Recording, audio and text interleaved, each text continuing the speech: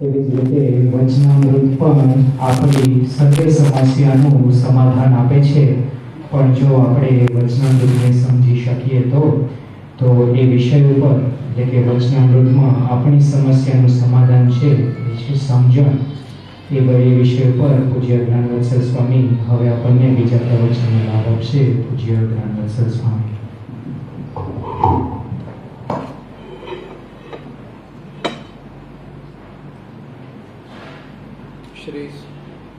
श्री स्वामीनारायण भगवाननी जय. अक्षर पुरुषोत्तम महाराजनी जय. गुणातीतानंद स्वामी महाराजनी जय. प्रमुख स्वामी महाराजनी जय. महंत स्वामी महाराजनी जय. प्रमुख स्वामी महाराज शताब्दी महोत्सवनी जय. वचनामृत द्विशताब्दी महोत्सवनी जय.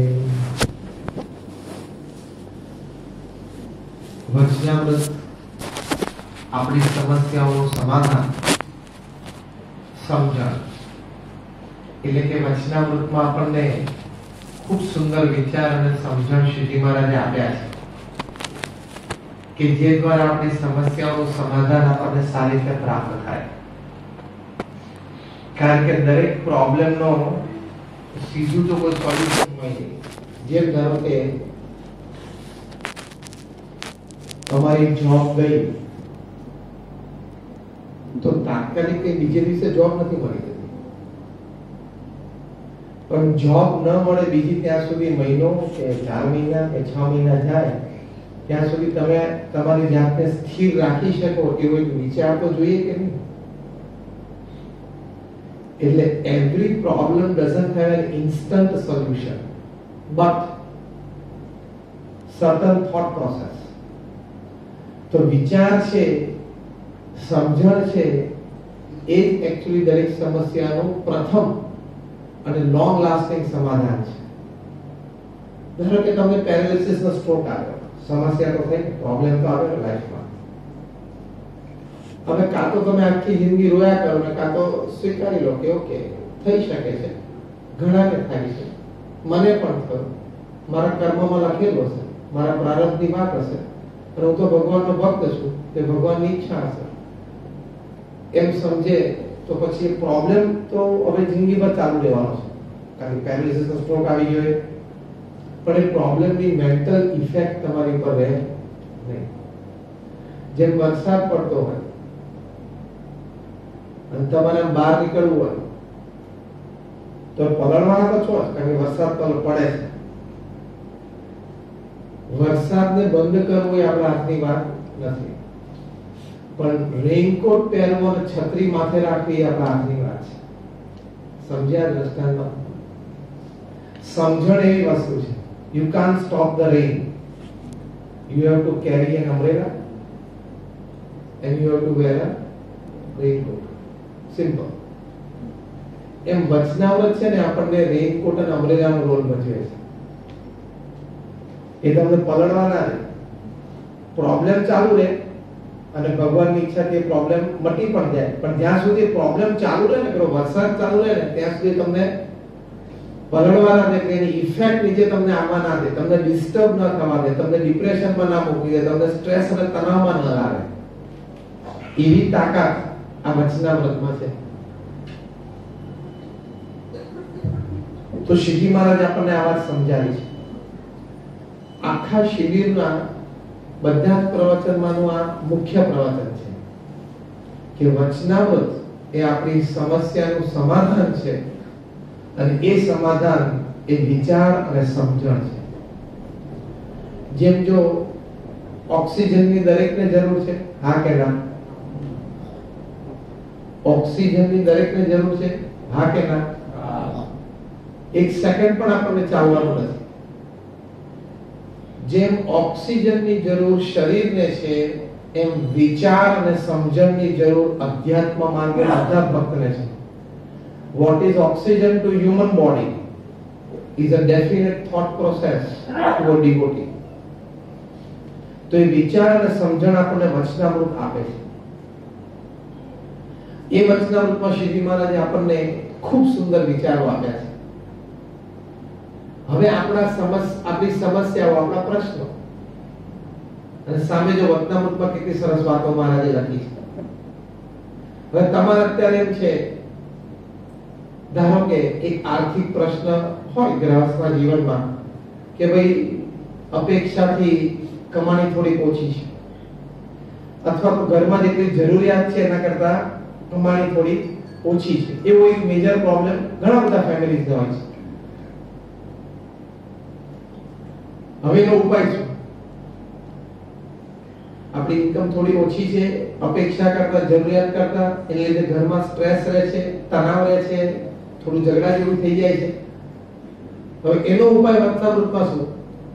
આપણે તો પ્રેક્ટિકલ જ વાત કરવી છે આજે, કારણ કે લખ્યું છે શું શીર્ષકમાં? વચનામૃત આપણી તમામ સમસ્યાઓનું સમાધાન. તો આ એક સમસ્યા તો છે, લેસ ઇન્કમ. તો મહારાજે એનું સમાધાન શું આપ્યું? સારંગપુરનું 11મું વચનામૃત. શ્રીજી મહારાજે એવું કહ્યું, જે વાતો કરી એનું શીર્ષક પરમહંસોએ બાંધ્યું પુરુષ પ્રયત્ન. કે પુરુષ પ્રયત્ન રૂપી સાધનમાંથી કોઈ પાછા પડવું નહીં. મહારાજે શું લખ્યું? પુરુષ પ્રયત્ન કરીને તો ભગવાનની ઉપાસના ન હોય ને તો પણ જન્મ મરણથી રહિત થઈ શકે, એટલી તાકાત પુરુષ પ્રયત્નમાં છે. મહારાજ કે પુરુષ પ્રયત્ન કરીને આત્મનિષ્ઠા દ્રઢ કરે, વૈરાગ્ય, સ્વધર્મ ઇત્યાદિ દ્રઢ કરે, તો એ જન્મ મરણથી રહિત થઈ જાય. પણ ઉપાસના હોય તો પછી એ ભગવાનનો એકાંતિક ભક્ત થાય અને ભગવાનના ધામને પામે. તો પુરુષ પ્રયત્નમાંથી તાકાત છે. તો સમસ્યા આપણી ઘરમાં એ છે કે આવક ઓછી છે, તો પહેલું આપણે યથાર્થ પુરુષ પ્રયત્ન કરીએ છીએ. એક હરિભક્તે પ્રમુખ સ્વામી મહારાજને આવીને કહ્યું, સ્વામી ઘરમાં પૈસાની બહુ ખેંચ રહે છે. બાપા કે શું કરે તું? તો કે દુકાન ચલાવું. કે દુકાન કઈ જગ્યાએ? તો એ રહેતા હતા તાલુકા પ્લેસ પર, તો એ તાલુકામાં ગામડામાં એક દુકાન હતી. સ્વામી કે ત્યાં પછી તને ગરાકી શું મળે? તો તારે દુકાન બીજે કરવી જોઈએ. એટલે જો સમસ્યા છે આપણી કે આવક ઓછી છે, તો પુરુષ પ્રયત્ન વધારવો પડે, પહેલું સમાધાન. હવે તમે કોઈ પુરુષ પ્રયત્ન કરો, ધારો કે જોબ કરતા એક જોબ થી પૂરું ના થતો બીજી જોબ કરવી પડે, ઘણા બધા કરે છે કે પાર્ટ ટાઈમ જોબ. તો સારંગપુરનું 11મું વચનામૃત સમાધાન છે પુરુષ પ્રયત્નનું વચનામૃત. શ્રીજી મહારાજે પુરુષ પ્રયત્ન બહુ ગમતો. પુરુષ પ્રયત્ન રૂપી સાધનમાં બધા સાધન ઘણા આવી જાય. તો એક એ વાત લખી. બીજી વાત તો કે પુરુષ પ્રયત્ન કરતા હોય પણ આળસ, પ્રમાદ મૂકીને કરો છો. સારંગપુરનું 4મું વચનામૃત. શ્રીજી મહારાજે કહ્યું કે આળસ અને પ્રમાદ હશે ને ભગવાનના ભક્ત નહીં હશે. તમે મહેનત બહુ કરતા હો પણ આળસ મૂકીને મહેનત કરવી જુદું છે. હું તમને દ્રષ્ટાંત આપું. તમે કહો તો રોજ 10 કલાક દુકાન ખોલી બેસું છું, પણ મારે જરા સવારે મોડા ઉઠવાની આદત છે તો હું દુકાને લગભગ 12 વાગે જઉં છું. અલગ દુકાનની 12 વાગે ના ખોલવાની હોય, દુકાન વહેલી ખોલવી પડે. પછી તમે ઘરે જમવા આવો સાંજે કે રાત્રે, ત્યાર પછી 2 કલાક ઉઠીને પછી જાઓ. આળસ ને પ્રમાદ હોય તો 10 કલાકની દિવસો મહેનત હોય તો પણ ના ચાલે. તમારે બજારમાં ટાઈમ પ્રમાણે તમારો બાયોલોજિકલ ટાઈમ, બોડીનો ક્લોક ટાઈમ ગોઠવવો પડે. એ બજારમાં રિવાજ હોય કે સવારે 8 વાગે દુકાનો ખોલતી, તમારે 8 વાગે ખોલવી પડે. નહીં તો શું થાય, સવારના પોરના બધા ગ્રાહકો બીજી દુકાનવાળા લઈ જાય. તમે 12 વાગે પહોંચો, ભાઈ કેવું 4 કલાક તો કેમ પતી ગયું બધો કાર્યક્રમ સવારે. એટલે આળસ અને પ્રમાદ મૂકીને પુરુષ પ્રયત્ન કરવો પડે. હવે તમે કહો તો આળસ પ્રમાદ મૂકીને પુરુષ પ્રયત્ન કરો તોય કેમ આવક નથી થતી? તો પાછો ત્રીજો મુદ્દો લાગુ પડે. પ્રથમ 38મું વચનામૃત વાણિયાના નામાનું. વાણિયો છે નામું માંડે છે કે આટલો ખર્ચ ને આટલી આવક ને જાવક. એવી રીતે તું વ્યવહાર વ્યવસ્થિત કરે છે. વ્યવહાર બરોબર ના તો ઘણી વખત ઇન્કમ સારી હોય, પ્રોફિટ સારો હોય તો આમ નજરે ચડે નહીં પૈસા, ક્યાં જતા રહે ખબર જ પડતી. તો ઘણા એવું બોલે, સર ઇન્કમ તો છે પણ ખબર નહીં કામ 25મી તારીખે એનો બધો બાષ્પીભવન થઈ જતો એવું લાગે. ઘણા એવો અનુભવ હશે. જાય છે ક્યાં? પણ એ તમે નામું નથી માંડી રાખતું એટલે નાના ખર્ચા ક્યાં જતા રહે છે એ તમને ખબર પડતી નથી. તો મહારાજે પ્રથમ 38માં દ્રષ્ટાંત આપ્યું છે કે જેમ બુદ્ધિશાળી વાણીઓ નામું માંડવા આપણે નામું માંડવું પડે. હા, તમે કહો હું નામું માંડું છું, તો હવે શું કરવાનું? કે હું નામું સારી રીતે માંડું છું, એટલે હવે શું થયું? વ્યવહાર સારો થાય માટે તમે પુરુષ પ્રયત્ન કરો છો, આળસ પ્રમાણ મૂકી પુરુષ પ્રયત્ન કરો છો, નામું માંડી એટલે કે બધી રીતે વ્યવહાર પણ સારો કરો, તોય સુધરતો નથી. તો શું? તો મહારાજે પ્રથમ 29મા અધ્યાયમાં લખ્યું પ્રારબ્ધ. તો મહારાજે શબ્દ વાપરે છે, જો સમાધાન તો છે જ ને. મહારાજ 3 શબ્દ વાપર્યા: પ્રારબ્ધ, કૃપા અને પુરુષ પ્રયત્ન. અમુક ઇન્કમ અમુક તમારું પુરુષ પ્રયત્ન કરીને સારું થાય. બહુ યોગ્ય પુરુષ પ્રયત્ન કરે પછી પણ જો સારું ના થાય, સમજવાનું કે મારા પ્રારબ્ધમાં નથી. તો પછી મહંત સાહેબ મહારાજે પત્ર લખીને ધંધો બદલવાનો, બીજું શું? અને અમુક વસ્તુ પ્રારબ્ધમાં પણ ના લખી હોય પણ ભગવાનને સંતની કૃપા થાય ને પછી બૌદ્ધિક ખાન દીવાની જેમ તો મહારાજે શબ્દ વાપરે. તો પછી પ્રારબ્ધ સમજણ રાખવાની કે ભાઈ આપણે પ્રારબ્ધમાં છે તો નહીં થતું હોય, બીજું શું? તો જો આ બહુ જ સરસ સમજણ છે. જ્યારે આર્થિક તકલીફ હોય ત્યારે આ સ્ટેપ વાઇઝ વચનામૃતની સમજણ આપણને લાગુ પડે. પહેલી કઈ? પુરુષ પ્રયત્ન કરી લેવાનો, 2 જોબ કરી લેવાની. એક તો કેમ કરતા ના પડતું હોય તો આળસ પ્રભાવ મૂકીને ટાઈમિંગ ઇત્યાદિ બધું બરોબર છે ચેક કરવું પડે. તો એના પડતું હોય તો વ્યવહાર બરોબર છે કે એ ચેક કરવો પડે. કરકસર અને સેવિંગ્સ બરોબર છે, ઓવરહેડ કોસ્ટ વધારે ને એવું ચેક કરવું પડે. એમ કરતા પતે નહીં તો પ્રારબ્ધ સ્વીકારી લેવાનું. એકચ્યુઅલી તો પૃથ્વી પર જેતા છે ને બધાને અંબાણી બન્યું છું, પણ હવે નથી મેળ પડતો. શું કરીએ બોલો? બધા એમ છે કે અંબાણી રૂપિયા જો બની ગઈ તો બહુ સારું. રાજકોટમાં આપણે ઘણી ભક્ત છે, તરુણભાઈ પૂજારીનું નામ છે, એમનું ઘર છે ને રાજકોટમાં. રાજકોટના મહારાજા મનોહરસિંહ જાડેજા હમણાં ધામમાં ગયા થોડા વખત પહેલા. એમના પેલેસના વોલની બાજુમાં પહેલી સોસાયટીમાં, પેલેસની વોલ અને એની સોસાયટીની વોલ એ કોમન વોલ, બાજુની સોસાયટીમાં જેનું ઘર, ત્યાં એનો જન્મ થયો. તે ઘણી રસ્તા રસ્તા કે પેલા કડિયા લોકો ને ઓળંબો વાપરે કરે, કડિયા હોય ને ઓળંબો વાપરે તમે જો જગ્યામાં એ લાઈનમાં ઓળંબો. તે તરુણ વિચાર રસ્તા રસ્તા કે સ્વામી ઓળંબો છે ને ઉપરથી થોડો ખોટો પડ્યો, દિવાલની આ બાજુ પડ્યો ને તો બહુ મજા આવે. હું જન્મ્યો ને દિવાલની આ બાજુ જન્મ્યો. મનોહરસિંહ જાડેજા રાજકોટના રાજા, એની જે કમ્પાઉન્ડ વોલ છે ને એની આ બાજુ છે જન્મ્યો. જો 10 ફૂટ આ બાજુ જન્મ્યો હોત ને તો બહુ મજા આવી જાય. એટલે આપણે કહેવાની વાત શું છે કે પ્રારબ્ધ અને કર્મની બધી વાતો છે એ પણ સ્વીકારી લેવાની. મહારાજે વચનામૃતમાં અનેક ઠેકાણે કર્મ અને પ્રારબ્ધને પ્રાધાન્ય આપ્યું છે. કારણ કે પાસ્ટમાં આપણે જે બધા નાના મોટા ખેલ કર્યા હોય એના રિઝલ્ટ તો આવે કે ના આવે? તો એ આપશે. હવે બીજી સમસ્યા, પારિવારિક પ્રશ્ન કે બાપ દીકરા વચ્ચે કંઈક અણસમજણ, સાસુઓ વચ્ચેની અણસમજણ, પરિવારમાં કંઈક વિખવાદ, ફેમિલી ડિસ્પ્યુટ્સ, નાના મોટા ભાઈઓના ભાગ પાડવામાં એમાં પ્રશ્ન. એટલે પારિવારિક પ્રશ્નો પણ ઘણા બધા આપણને ઘણા બધા પ્રસંગે નડતા હોય. તો એની સમસ્યા શું? પ્રશ્ન 2 પ્રકારના છે, કાં તો આર્થિક ને કાં તો પરિવાર. બીજો કોઈ પ્રશ્ન છે? કોઈ છે જ. તો પરિવારમાં જે પ્રશ્નો થતા હોય નાના મોટા, તો મહારાજે ઉપાય આપ્યા છે. કાર્યણીના બીજા વચનામાં સીધી માર્ગે કહ્યું કે મા બાપની સેવા ના કરી હોય ને તે મા બાપનો શ્રાપ લાગ્યો હોય, એ લીધે બુદ્ધિ ભ્રષ્ટ થઈ હોય, પછી એનું કોઈ રીતે સારું ના થાય.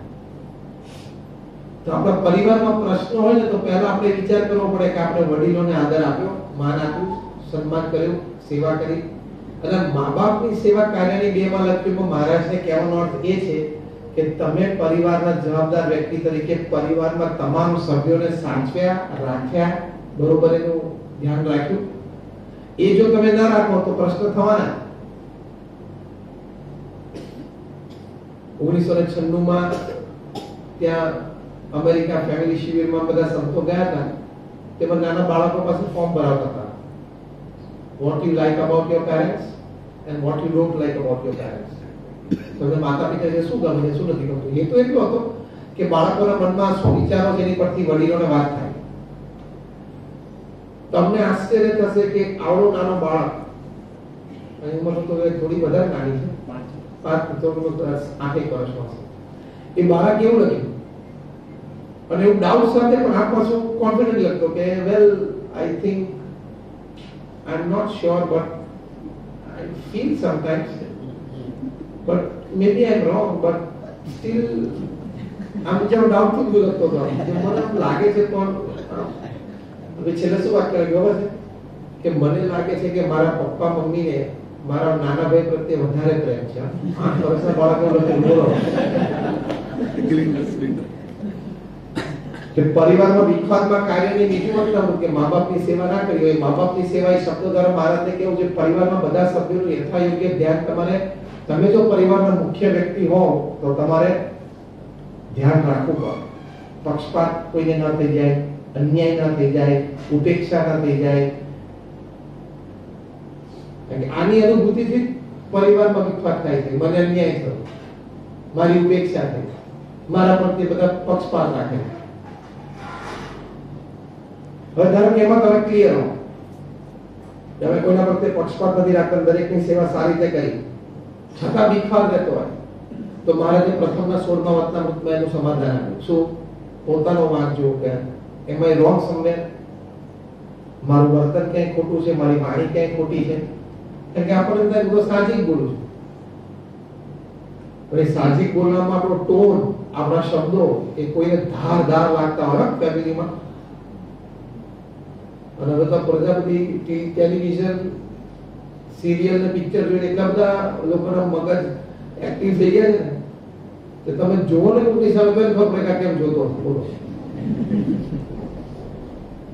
અને આપણી માટે સામાન્ય, આપણે બધા તો સભ્ય ઘરમાંથી છીએ, પણ તમે સુરતમાં જે બિન સત્સંગી હોય, સુરતી લોકો બિન સત્સંગી હોય, જે બીજો કોઈ આમ ધર્મ કે સત્સંગનો વિશેષ કોઈ સ્પર્શ ના હોય, તો એવા લોકો જે સુરતમાં છે એ લોકોની સાહજિક ભાષા ગાળથી શરૂ થાય.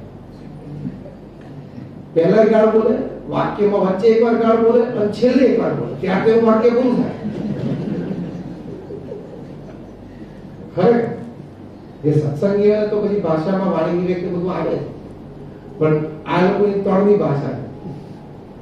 હવે એ તો એક્સ્ટ્રીમ કેસ આપણે વાત કરીએ, પણ ઘણી વખત આપણે પણ સાહજિક ગાળ સત્સંગીઓ લેવું તો ન થઈ જતું હોય, આપણો ટોન એવો રહી જતો હોય, કોઈ એવો શબ્દ આવી જતો હોય, તો આપણે ધ્યાન રાખવાનું. કિશોર મંડળમાં એક કિશોરે કહ્યું, એના માર્ક્સ ઘટવા માંડ્યા, તેને બહુ કાઉન્સેલિંગ કર્યું, પછી આપણે એક સંતને કીધું, અમેરિકાનો પ્રસંગ છે, આપણે એક સંતને વાત કરી, એ સ્વામી રિઝલ્ટ લઈને પપ્પા પાસે ગયો તો ડેડી મને ઇગ્નોર કર્યો. હવે ડેડીને કે ઇગ્નોર કર્યો તો થોડી વાર મનમાં, પછી આખું દ્રશ્ય બરોબર પૂછ્યું ને પપ્પા હવાના પરમાં સારું આપતા છે, પેલું રિઝલ્ટ લઈ ગયો, ડેડી મારું રિઝલ્ટ તો યાર કે આર્ટિકલમાં ઇન્ટરેસ્ટ હતા, ત્યારે કીધું કે મૂકી રાખવાનું પછી જોઈ લઈશ.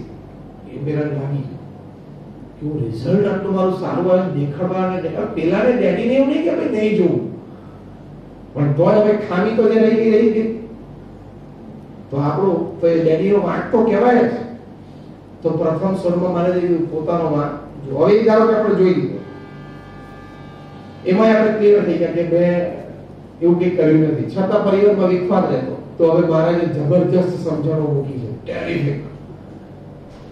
સગા સંબંધી માટે તો પહેલી જ સમજણ મહારાજે પ્રથમ 44માં મૂકી, ડગલાનું વર્તાવરણ. મહારાજે શું લખ્યું? મહારાજ કે જેમ તમે દરજી પાસે જાઓ છો ને દરજી છે તમને ડગલો સીવી આપે, ડગલો એટલે કપડા, અને એ કપડા તમે પહેરો તો તમે એમ માનો છો કે આ દરજી એ મારો બાપ અને દર્જણ એ મારી માં, એમ તમે માનો છો? નથી માનતા. એમ આ આત્મા ઉપર જે આ દેહ છે ને એ પણ એક કપડું જ છે, એ તમને આ લોકના મા બાપે સીવી આપ્યું છે. માટે જે કપડા પહેરીને દરજી અને દર્જણને મા બાપ નથી માનતા, શરીર પર કપડા પહેરીને, એમાં આત્મા ઉપર આ દેહરૂપી કપડું છે ને એને પામીને પણ આ લોકના મા બાપને પોતાના મા બાપ માનવા નહીં, એવી સમજણ મૂકી. સેવા કરવાનું કહ્યું અને સમજણ રાખવાનું કહ્યું. હવે થયું ને અદ્વિતીય શાસ્ત્ર બોલો. મા બાપની સેવા ફૂલ કરવાની, શ્રવણ નહીં જાય એ આજ્ઞા છે.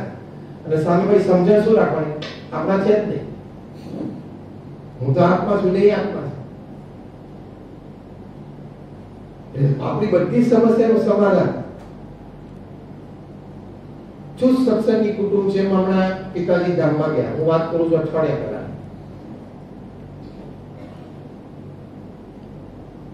એ ધામમાં ગયા, 2 ફ્લેટ હતા એમની પાસે. એક ફ્લેટમાં એ રહેતા હતા અને એક ફ્લેટમાં મોટો દીકરો રહેતો હતો. નાનો દીકરો બહાર ગામ હતો. નાના દીકરાની કમાણી બહુ સારી. તે વિલમાં નાના દીકરાનું નામ જ નથી લખ્યું. 2 ફ્લેટ છે તો 2 દીકરાની એક મળે, 2 ઇક્વલ ઉપર નીચે સેમ સાઇઝ, 2 3 BHK અને સેમ એપાર્ટમેન્ટ એટલે બધું સરખું છે. તો મોટા દીકરાને એક ફ્લેટ લખ્યો છે અને બીજા ફ્લેટમાં એમના પત્નીનું નામ છે. નાના દીકરાનું નામ જ નથી. તે બિચારો દુખી તો ખરો, પણ એની પાસે આવક ને પૈસા ઘણા છે. સ્વામી મારા પ્રોપર્ટી દ્રષ્ટિમાં દુઃખ નથી થતું, પણ પપ્પાના મનમાં આવું કેમ થઈ ગયું મારા વિશે, એનું મને દુઃખ છે. મેં કોઈ વાતે ખામી નથી રાખી. દવા, દારૂ, પૈસા, પપ્પાને જ્યારે તકલીફ પડી ત્યારે સ્પેશિયલ આ મોટા શહેરમાં રહે છે કે ત્યાં બોલાવે, આ બધું કર્યું. પણ એવું તો મેં શું ખોટું કર્યું કે પપ્પાના મનમાં આવી ભાવના મારા માટે રહી? એનું એને દુઃખ છે. એવી એને મારી પાસે રજૂઆત કરી કે પ્રથમ 44, બીજું હવે તો કોઈ બીજો ઉપાય જ નથી. હવે તો બીજો ઉપાય જ નથી. આ પ્રથમ 44 જ તારે વાત કરવાનું છે. તો જો આ સમસ્યાનું સમાધાન છે. એટલે મહારાજે આ શબ્દો લખ્યા છે. પ્રથમના 70 તો મહારાજે જે શબ્દો લખ્યા, શ્રીજી મહારાજ એવું કહ્યું કે આપણે જન્મ્યા અને પછી જેમ જેમ મોટા થયા એમ આપણામાં કુસંગીના શબ્દો પડી ગયા. શું? કુસંગીના શબ્દો પડ્યા. કુસંગી આપણે શીખવાડ્યું. શું? આ તારો કાકો, આ તારા કાકી, આ તારા મામા, આ તારી માસી, આ તારો ઘોડો, આ તારી મકાન, આ તારી વાડી, એવા કુસંગીના શબ્દો પડ્યા. હવે આ બધું આપણને કોણે શીખવાડ્યું? કે આ તારા માસા થાય, તારા કાકા થાય, કાકી કોણે શીખવાડ્યું? મા બાપે. મહારાજે લોકોને શું કીધા? પ્રથમ 70 કુસંગી. મોક્ષના માર્ગે તો આ વાત મહારાજે નથી. તો એ સમજણ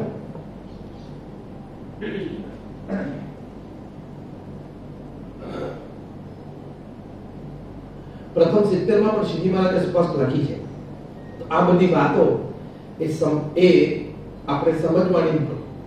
અંત્યના 19મા વચનામૃતમાં મહારાજે કહ્યું કે જે ભગવાનના ભક્તને પોતાના સગા સંબંધીને વિશે હિત છે એને તો અમે પશુ જેવું જાણીએ છીએ. એટલે આપણે સગાવાળા સાથે ઘરમાં, પરિવારમાં બધે પ્રેમથી રહેવાનું, હળીમળીને રહેવાનું, સમજીને રહેવાનું, સેવા ભાવનાથી રહેવાનું. પણ મનમાં સમજણ શું રાખવાની? કે હું હિત રાખીશ તો શ્રીજી મહારાજ મને પશુ જેવું જાણશે. છે બધા કુસંગી. આ બધા પ્રથમ 70 પ્રમાણે એ સમજણ રાખવાનું.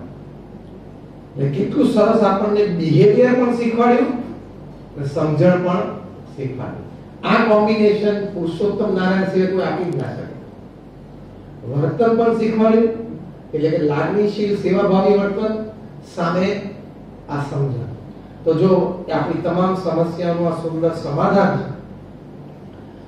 પ્રથમના 60મા વચનામૃતમાં શ્રીજી મહારાજને પ્રશ્ન પૂછ્યો, કોઈ પ્રકારે વિક્ષેપ ના આવે એવો ઉપાય બતાવો. એટલે કોઈ પ્રકારે મને દુઃખ જ ના આવે એનો ઉપાય બતાવો. હવે આ કેવો માસ્ટર ક્વેશ્ચન કહેવાય. કોઈ પ્રકારે મને દુઃખ જ ના આવે એવો ઉપાય બતાવો. શ્રીજી મહારાજે બતાવ્યો ઉપાય. ભગવાન કે હવે ઉપાયમાં એવું નથી લખ્યું કે ગમે તેમ કરીને એકવાર 10 કરોડનું બેંક બેલેન્સ કરી નાખું તો કોઈ દુઃખ નહીં આવે. એવું ઉપાય નથી. કોઈ પણ પ્રકારનો વિક્ષેપ ના આવે એની માટેનો ઉપાય શ્રીજી મહારાજ શું બતાવ્યો? 3 વિચાર આવ્યા. જો આ સમસ્યાનું સમાધાન. મહારાજ એક તો ભગવાનને કાકા હતા જાણવા કે જે કંઈ થાય છે ભગવાનની ઈચ્છાથી થાય છે એટલે ટકા નહીં, કરતા હરતામાં એટલે નહીં ટકવાનું, ભગવાન ઈચ્છાથી થાય જેવું નહીં, મારા સારા માટે થાય છે, એ ઇમ્પોર્ટન્ટ છે. કારણ કે કરતા હરતાનો અર્થ જ એ થાય, કરતા એટલે શું, સારું કરી આપ્યું, અને હરતા એટલે શું, લઈ લીધું, ભરી લીધું. તમારો નાનો દીકરો બહુ નાનો, 1-1.5 વર્ષનો, એ રમતો રમતો ઘરમાં ફરતો હોય અને એના હાથમાં ક્યાંક ચપ્પુ આવી જાય રમતા રમતા, અને તમે જુઓ કે એના હાથમાં ચપ્પુ આવી ગયું, નાનો 1-1.5 વર્ષનો બાળક હોય, પહેલું કામ તમે શું કરો? તમે દૂર બેઠો હોય ખુરશી પર 5-10 ફૂટ, પહેલું કામ તમે શું કરો? દોડી ઉઠી એના હાથમાંથી ચપ્પુ લઈ લેવા. પહેલો એનો હાથ જ્યાં પર ચપ્પુ પકડ્યો ત્યાં હાથ પકડી લેવો પડે, પછી એની મુઠ્ઠી પર આને થોડી વાર ચપ્પુ. એ વખતે બાળક રડે, બાળકના હાથમાં એને જે ગમતું એને એકવાર લીધું હોય, તમે જો પરાણે છોડાવો તો રડો, એ જોશથી રડે તો પણ તમે ચપ્પુ પાછું આપો રમવા માટે. કેમ? તમે જાણો છો કે બાળક ભલે એમ જાણે છે કે આ રમકડું છે, પણ આ રમકડું નથી, આ નાની કાઢી નાખશે. બાળકને ખબર નથી કે આ મને જેમ બીજા રમકડા રમું છું એમ હું પણ આને રમકડું જ માનું છું, રમકડું જ છે મારી માટે તો, પણ ધીસ ઇઝ ડેન્જરસ. આ મારી નાની કુણી આવી ફટ કાપી નાખે, ખબર ના પડે.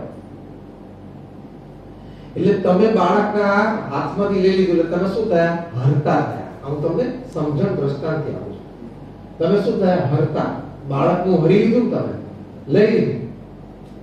બાળક રડે રડે રડે ખૂબ માંગે ને આજીજી કરે ને પાછળ પાછળ ફરે, તોય તમે ફરી વખત ક્યારે ને ચપ્પુ હાથમાં આપો 1 વર્ષના બાળકના હાથમાં? એનું ધ્યાન ડાયવર્ટ કરવાનો પ્રયત્ન કરો. બારી લીધી કાગળ દેખાડવાના, જે કરવું તે કરો. કાગળ તમારું બહુ છે બિલ્ડિંગ ની આજુબાજુ, કાગળ દેખાડવાના, ટ્રેન છે તો ટ્રેન દેખાડવા. ટૂંકમાં એને ચપ્પુઓ પર ધ્યાન હટાવી લેવાનું. અને વારે વારે માંગે તોય નહીં. એમ ભગવાનને કરતા કરતા જણાવે એટલે શું? ભગવાન જે કરે છે એને સારા માટે કરે છે. મારા હાથમાંથી ધંધો આખો સરસ ગોઠવાયેલો જતો રહ્યો, મેં પ્રમુખ સાહેબના આશીર્વાદથી જ ધંધો શરૂ કરેલો, તો હવે સ્ટેજ એવું આવ્યું કે તને એમાં બંધન થાય, તો ભગવાનને સૌથી લઈ પણ લે. એ ભગવાનને આપણે કરતા હતા જાણવા, મહારાજે કાર્યાની 10માં લખ્યું કે ભગવાનને કરતા હતા જાણવા એમાં જ કલ્યાણ રહેલું છે. કલ્યાણ તો ભગવાનને કરતા હતા જાણે તો કે જે કરે છે મારા સારા માટે જ કરે છે. મહંત સ્વામી મહારાજના મુદ્દો એટલો બધો ગમે છે. તે એક વખત એવો પ્રસંગ બન્યો કે ડોક્ટર સ્વામી સભામાં એવું બોલ્યા મહંત સ્વામી મહારાજની હાજરીમાં કે આપણી 80% સાધના આંતરિક છે. પછી મહંત સ્વામી મહારાજને આશીર્વાદનો વારો આવ્યો. તો એ ગુરુપદે આવ્યા પહેલાની વાત છે, બંને સદગુરુ સંતો હતા. મહંત સ્વામી મહારાજ કે 80% નહીં, 98% આપણી સાધના આંતરિક છે. પછી પૂછ્યું શું? તે મહંત સ્વામી મહારાજ કે ભગવાનને કરતા હતા જાણવા. એકવાર મહંત સ્વામી મહારાજ તો ગુરુપદે આવ્યા પછી પણ બોલ્યા છે, પહેલા પણ બોલતા કે આપણે ઉપાસનામાં 4 મુદ્દા સમજીએ: કરતા, સાકાર, પ્રગટ ને સર્વોપરી. તો મહંત સ્વામી મહારાજ શું કહે છે ખબર છે? કરતા અને સાકાર, પ્રગટ ને સર્વોપરી એ 10%માં અને 90%માં કરતા. બેલેન્સ કેવું બતાવે છે? ઉપાસનામાં કરતા, સાકાર, પ્રગટ ને સર્વોપરી, એમાં સર્વોપરી, પ્રગટ અને સાકાર આ 3 મુદ્દા ભેગા કરો ને તો ટોટલ વેઇટેજ કેટલું ઉપાસનામાં? 10%. 90% વેઇટેજ કોનું છે? કરતા. કરતા હતામાં સમજણ સવડી રહીને, કરતામાં સમજણ સવડી રહી તો દેહ અભિમાન ના આવે, અને હરતામાં સમજણ સરખી રહીને તો નિષ્ઠામાં ખામી ના આવે. આપણી બુદ્ધિ આવડતથી કરોડો રૂપિયાનો લાભ થયો હોય, પણ કરતા મહારાજને જાણ્યું કે મહારાજની આપેલી બુદ્ધિ છે, એમને સેવા લેવી હશે તો પડી આપ્યું, તો જરાક દેહ અભિમાન આવે બુદ્ધિનું, અને લઈએ ધારો કે હરતા તો શું કહેવાનું? મહારાજની ઈચ્છા લઈ લીધો, નિષ્ઠામાં ફેર ના પડે. બે રીતે કેટલો સરસ લાભ. તો મહારાજા કરતા હરતાની સમજણ એ આપણને જબરદસ્ત આપી. પ્રમુખ સ્વામી મહારાજના જીવનમાં અનેક પ્રકારના પ્રસંગો બન્યા. એક લૌકિક દ્રષ્ટિએ આપણે મૂલ્યાંકન કરીએ છીએ કે સ્થિર રહી શકે તો સાક્ષાત અક્ષર બ્રહ્મનો અવતાર ભગવાનનું સ્વરૂપ એટલે ચરિત્ર દ્વારા દેખાડી. પણ એક લૌકિક દ્રષ્ટિએ આપણે એમના જીવનમાંથી શીખવા માટે કે પ્રમુખ સ્વામી મહારાજના જીવનમાં આટલા બધા પ્રસંગો બને નેગેટિવ છતાંય સ્થિર રહી શકે એનું કારણ શું? ભગવાનને કરતા હતા જાણતા. હેરોમાં લંડનમાં જમીન લીધી, મંદિર બાંધવું હતું, કેસ થયો, ના મળ્યો, ચુકાદો આપણી વિરુદ્ધમાં. આપણે આખો પ્રસંગ જાણીએ. પ્રમુખ સ્વામી મહારાજના સમાચાર હતા સ્વામી કે જીવી મહારાજની ઈચ્છા. 1974 માં પ્રમુખ સ્વામી મહારાજને આફ્રિકાથી પોલિટિકલ કારણોસર પાછા મોકલ્યા. સ્વામી કે જીવી મહારાજની ઈચ્છા. દિલ્હી અક્ષરધામ સામે સુપ્રીમ કોર્ટમાં કેસ નોંધાણો કે આ લોકોએ જમીન ખોટી રીતે લીધી છે. સ્વામી કે કરતા કરતા મહારાજ છે, એમની ઈચ્છાથી થાય છે, એમની ઈચ્છા પર પાલન પણ હવે માટે જેને કેસ નાખ્યો ને એને પણ મહારાજની પ્રેરણા છે. કેટલી શાંતિ. સમસ્યાનું સમાધાન. ગાંધીનગર અક્ષરધામ ઉપર આતંકવાદી હુમલો થયો. પ્રમુખ સ્વામી જે બોલ્યા ને તો કોઈ બોલી ના શકે પૃથ્વી પર. સ્વામી કે મહારાજની ઈચ્છાથી થયો. જે શાંતિ સભા થઈ ને પ્રાર્થના સભા, એમાં મહાનુભાવો બેઠેલા, અમદાવાદ શહેરના મંદિરોના મહામંડલેશ્વરો બધા બેઠા હતા. એ બધાની વચ્ચે પ્રમુખ સ્વામી મહારાજ બોલ્યા કે ભગવાનની ઈચ્છાથી થયું છે. એમાં બધાનું સારું થાય. કેટલી બધી કરતા હતા પણ આની સમજણ. છેલ્લા 4 વર્ષ પ્રમુખ સ્વામી મહારાજ વ્હીલચેર બાઉન્ડ રહ્યા, ઓલમોસ્ટ બેડ રિડન રહ્યા. હુંકારો નહીં કરવાનો, જરાય દુઃખ દર્દ છે એટલે રોવાનું નહીં. ડોક્ટર કોઈ દવા ચાલુ કરે તોય ભલે, કોઈ દવા બંધ કરે તોય ભલે, એ પૂછવાનું નહીં. કારણ કે આખી જિંદગી એમને ઉપદેશ એમની સમજણમાંથી આપે છે. ભગવાન કરતા આપે છે, બે રોગનું ઘર છે આવે. તો જો આ કરતા હતાની સમજણ છે ને, સમસ્યાનું બહુ જ મોટું સમાધાન છે. આપણે અંદર દ્રષ્ટિ કરી લેની, મેં પુરુષ પ્રયત્ન કરી લીધો, મેં નીતિ નિયમ સિદ્ધાંત મારીને સેવા ભક્તિ કરી લીધી, હા બસ, તો આ પરિણામ ભગવાનની ઈચ્છા. આપણા સંપ્રદાયમાં સૌથી મોટો શબ્દ છે સમજણનો. કયો શબ્દ? ભગવાનની ઈચ્છા. બોલો તો બધા, ભગવાનની ઈચ્છા. ફરી એક વખત, ભગવાનની ઈચ્છા. બહુ સરસ શબ્દ છે. આ છે ને 2-4 દિવસમાં યાદ રાખવા જેવો છે. અને મહારાજે આપણને કહ્યું છે પ્રથમના 62માં વચનામૃતમાં સમસ્યાનું સમાધાન છે. શ્રીજી મહારાજ શું બોલ્યા? મહારાજે કહ્યું કે જે ભગવાનનો ભક્ત થયો, કોની વાત કરી? આપણા બધાની. કે જે ભગવાનનો ભક્ત થયો એની માથે કાળ, કર્મ અને માયા કોઈનો હુકમ ચાલતો નથી. એ તો ભગવાન પોતે જ એ ભક્તનું પ્રારંભ કરે છે. એની વાત મહારાજે કરી. જે પ્રથમનું 61મું વચનામૃત છે, બળી રાજાનું વચનામૃત, એ બળી રાજાના વચનામૃતમાં પણ શ્રીજી મહારાજે આ વાત કરી. મહારાજ શું લખ્યું બળી રાજાના વચનામૃતમાં?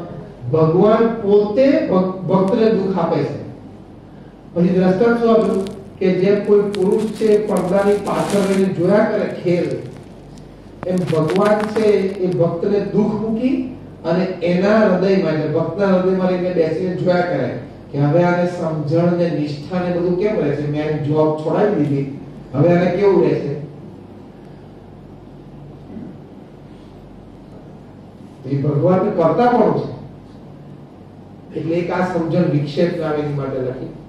બીજી સમજણ મહારાજે શું લખી? આત્મનિષ્ઠા. હું દેહ નથી, હું આત્મા છું. આપણું સનાતન જ્ઞાન છે.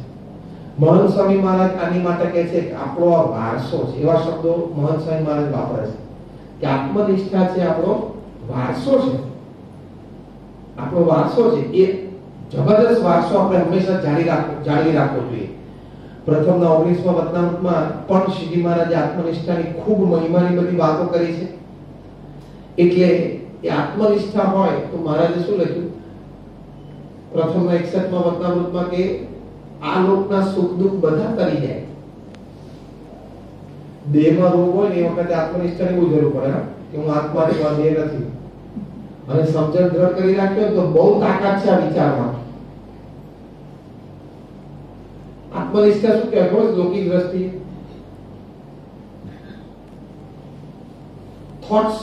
thought anesthesia, વિચાર રૂપી એનેસ્થેસિયા કહેવાય. આપણને એનેસ્થેસિયા આપીને આપણું શરીર બેભાન કરી દે, પછી મોટો કાપો મૂકે તો ખબર પડે જરાય. અને જેને કે તમને લોકલ એનેસ્થેસિયા આપે ને આટલો, પછી તમારી દેખતા કાપો મૂકે લોહી ધાર છૂટે તો તમે જોયા જ કરો તમારા શરીર સામે એ થાય જ નહીં. કે એનેસ્થેસિયા મૂકેલો છે એમાં આત્મનિષ્ઠા શું છે? Thought anaesthesia. હું આત્મા છું, આ દેહ છું નહીં.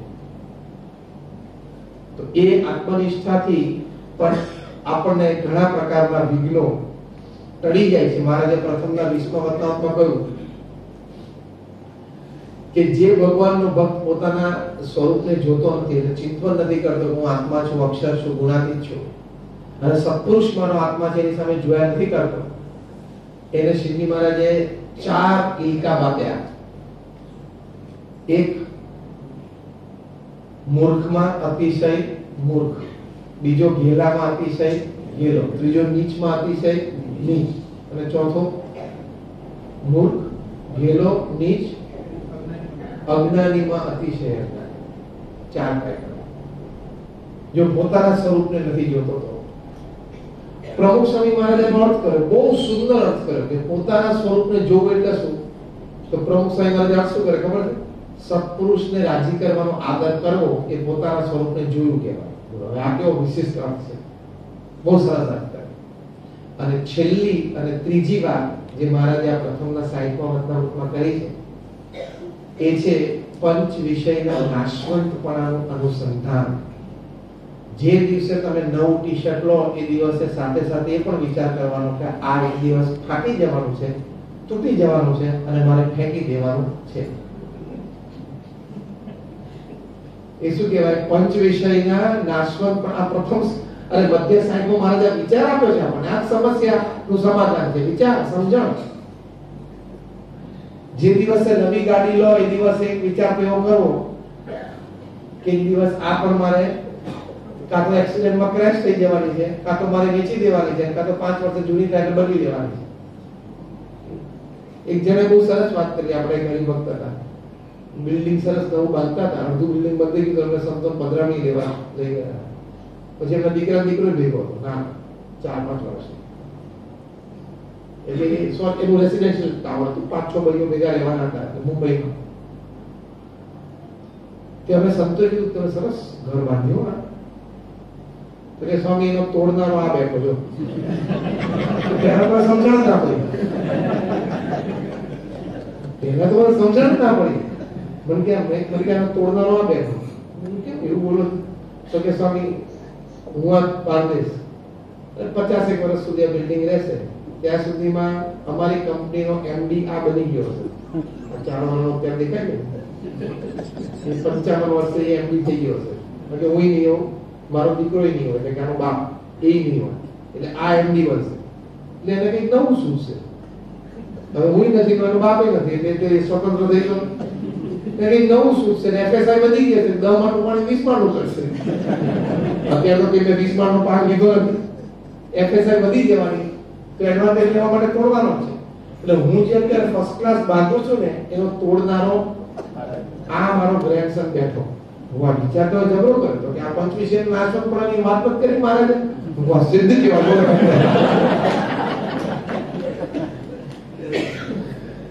તો મહારાજે આ વાત લખી છે. દેહ સંબંધી પદાર્થ, દેહ સંબંધી વિષય, એની માટે આ વાત લખી છે. તમારે આજના સત્રમાં શિબિરમાં સમજવાનો પ્રસંગો ઓછા આવશે અથવા નહીવત આવશે, કારણ કે શિબિર શું છે? વચનામૃત જ્ઞાન સત્ર. એટલે ખાલી રેફરન્સ સુધી પ્રસંગો આવશે, બાકી આ સોલિડ અમૃત જ આવશે સીધું. ખ્યાલ આવ્યો? એવું મધ્યસ્કાલયનું આયોજન છે. આ સત્ર છે ને સોલિડ અમૃત જ છે. તો જો આ ત્રીજી સમજણ અને છેલ્લી સમજણ જે આપણે વાત કરી છે, આ પંચ વિષયના નાશવંતપણાનું અનુસંધાન, તો એ આપણને શ્રીજી મહારાજે આપણને શીખવાડ્યું છે. એટલે કે સાંખ્ય વિચાર એટલે કે ખોટું છે. અંત્યનું 8મું વચનામૃત છે, એનું ટાઇટલ પરમહંસે શું લખ્યું છે ખબર? સદાય સુખ્યા રહેવા. કેવું સરસ ટાઇટલ છે, બોલો. સદાય સુખી. જોબ મળી સુખી, જોબ ગઈ સુખી, લગ્ન થયા સુખી, ડિવોર્સ થયા સુખી, દીકરો એમબીએ થયો સુખી, એ દીકરો કાર એક્સિડન્ટમાં ધામમાં ગયો સુખી. એ શબ્દ શું વાપરે છે? સદાય સુખ્યા. એમાં કઈ સમજણ આપી શ્રીજી મહારાજ?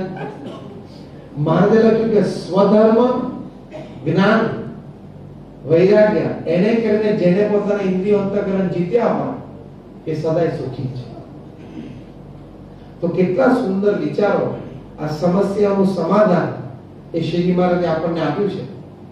અને શ્રીજી મહારાજ આ સમજણ દ્રઢ કરાવતા છેલ્લો પ્રસંગ લઈને આપણે આ પ્રવચન પૂરું કરીએ. મહારાજના વખતમાં છે ને એક પ્રાગજી દવે હતા, જે મહારાજની સાથે ફરીને ભાગવતની બધી કથા કરતા હતા.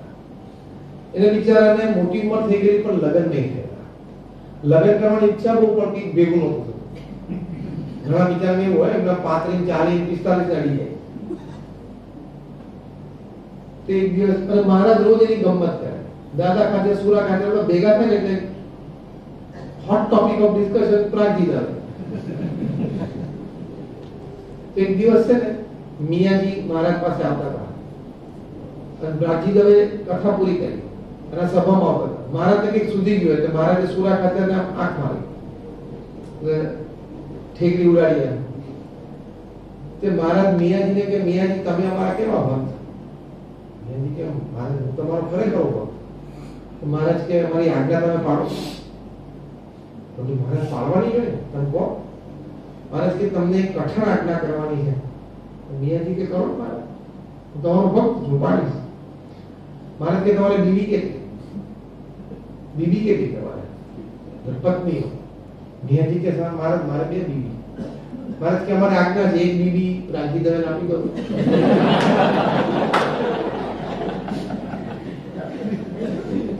તો મિયાજી કે આપી દો.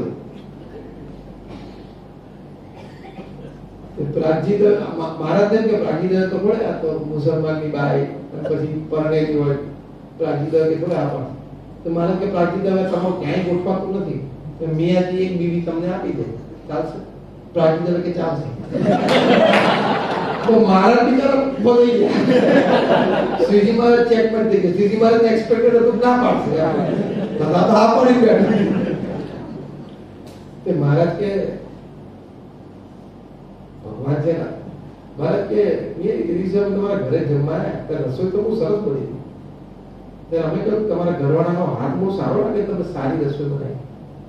તો તમે તમને એવું કહ્યું કે આ તો પેલા બ્રાહ્મણે બનાવી, મારે કે બાકી મારી 2 બીબીઓ રાંધતા નથી આવડતું. તું તમને નહીં કહ્યું? મેં ક્યાં કહ્યું? પ્રાગજી બાજુ કે રાંધીશ અને જમાડીશ હું.